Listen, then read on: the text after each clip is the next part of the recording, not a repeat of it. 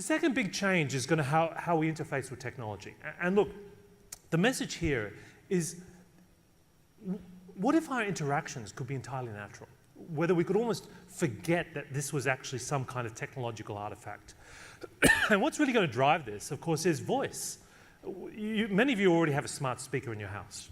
You've already noticed the way your kids interact with it, right? So as your kids grow up, this will be totally normal for them. We will also start to see our bodies as interfaces. And this is, of course, starting to happen with our faces. I'm sure many of you have an iPhone X or one of these brand new, hideously expensive phones. Despite it being so expensive, I don't know whether you found this, but my phone just doesn't like me in the morning. Like, it literally refuses to open until I've had 3 cups of coffee. Apple's just basically saying, I don't like your face.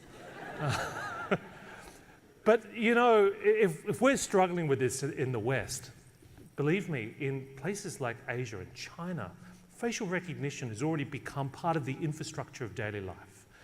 In apps like Didi Xiaoxing, it's used by drivers to authenticate themselves.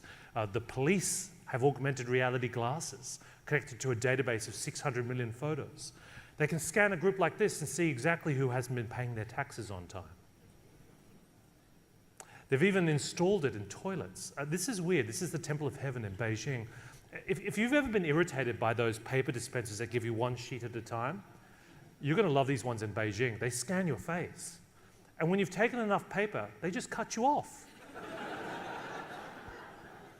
I mean, that's not going to lead to some sort of disaster, I don't know. But I'm bringing this up because I think China, much more than Silicon Valley, is where the future of digital is going to play out first.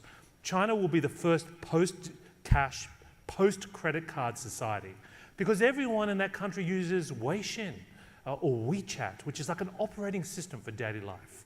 The largest money market fund in the world, Bao, runs on these platforms.